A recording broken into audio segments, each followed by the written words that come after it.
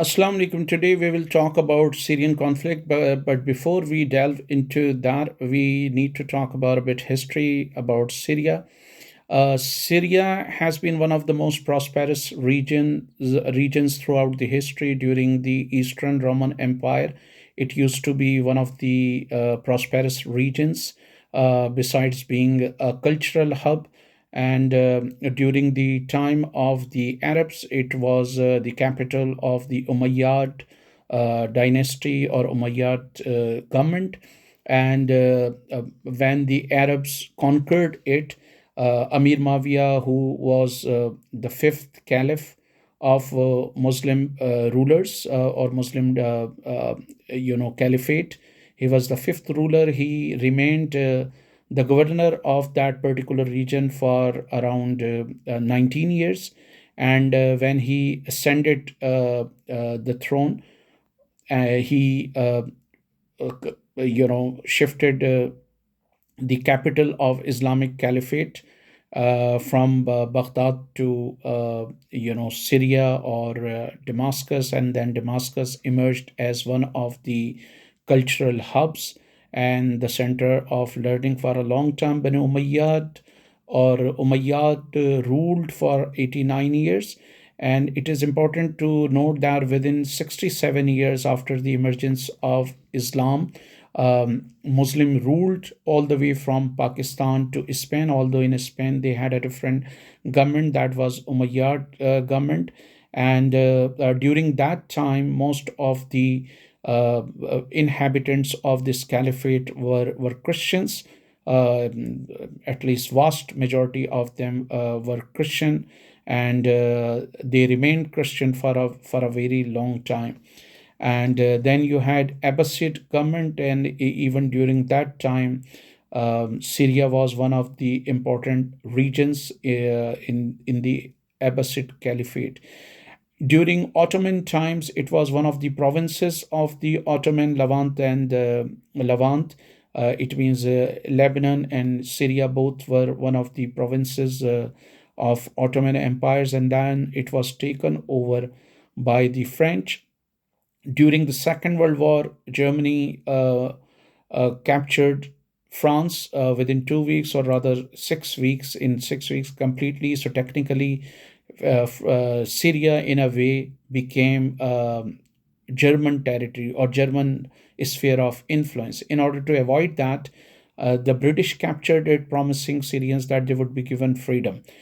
Soon after the Second World War, they were granted freedom and they had democratic elections. And it is alleged that the U.S. toppled that elected government, which hardly lasted for 3 years. Then Syria witnessed coup after coup, and the country witnessed instability or political instability for a long time. And in 1970, Hafiz al Assad, who was the father of Bashar al Assad, he came into power. He was from the minority sect of Alawite, which constitute a minority in Syria. There are pockets of Alawite people in Turkey and some other Middle Eastern countries as well, but they are mainly concentrated in Syria. He ruled over Syria with an iron fist for more than 30 years, and there was a modicum of stability. Some progress was also made. Women enjoyed more freedom, although there was extreme political suppression, and Hafizul Assad was accused of dealing with his political opponents in a very terrible way. He carried out brutal repression of his opponents. And then after Bashar al-Assad took over after the death of his father, and he ruled more or less 10 years. He is still the ruler. And so for 40 years, more or less, Syria witnessed a modicum of political stability. In 2011, a number of regions, a number of countries in the Middle East and North Africa witnessed the Arab Springs.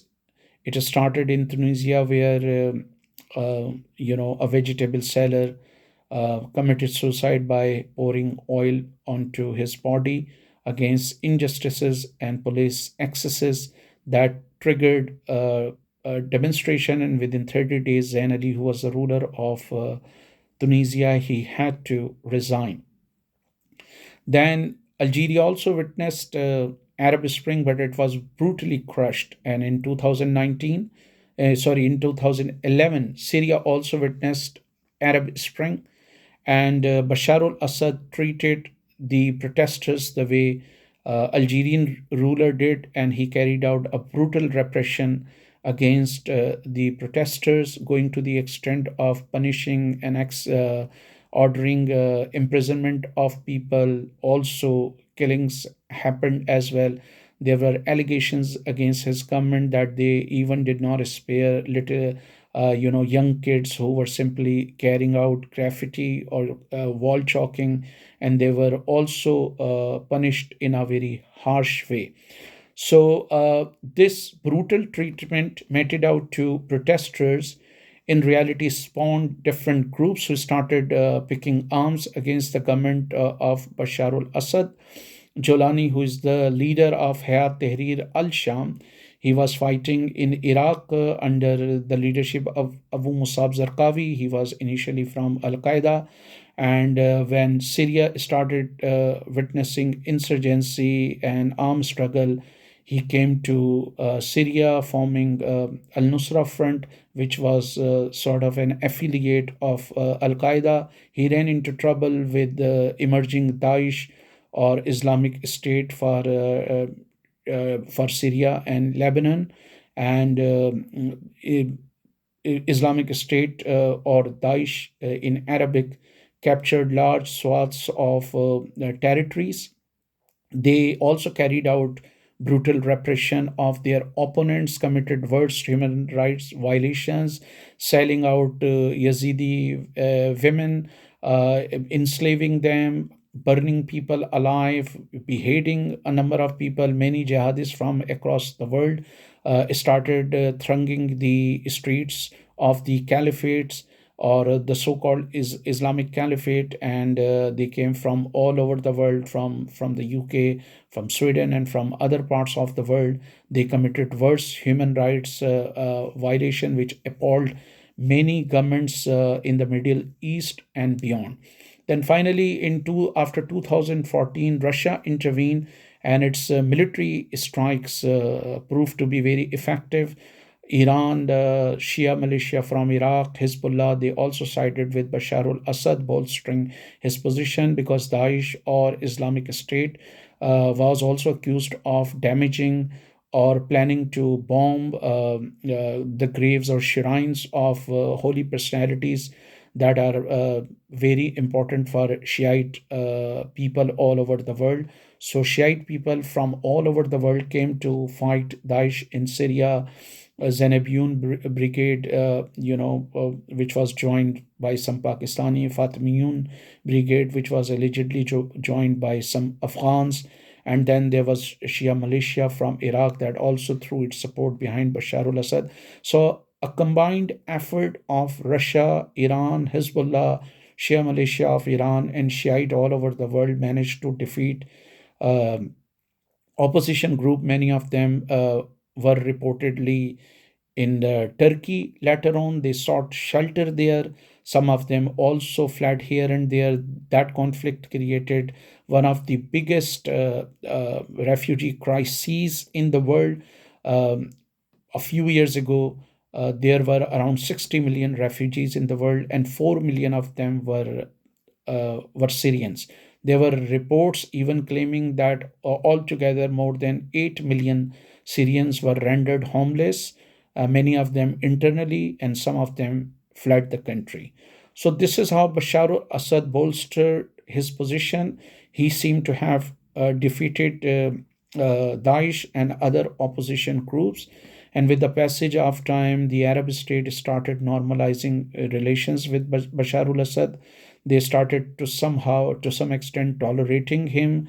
And but in recent years, Turkey had been trying to hold olive branch to Bashar al-Assad, asking him to talk about the presence of SDF or Syrian Democratic Forces comprising of Kurdish people who are seeking separation from Syria, and also their brothers in Turkey is seeking separation from Turkey. Some of the Kurd groups want a greater Kurdistan comprising Kurd area of Iran, Turkey, Iraq, and Syria as well. And Bashar al Assad, according to analysts from Turkey, would not listen to it. He would not respond to the offers of Turkey, and it is alleged that Turkey finally threw its support behind Hayat Tahrir al-Sham, and now they are the in charge. They have captured a number of Syrian cities, and situation is getting worse for Bashar al-Assad's government, and it is to be seen if he can survive or not.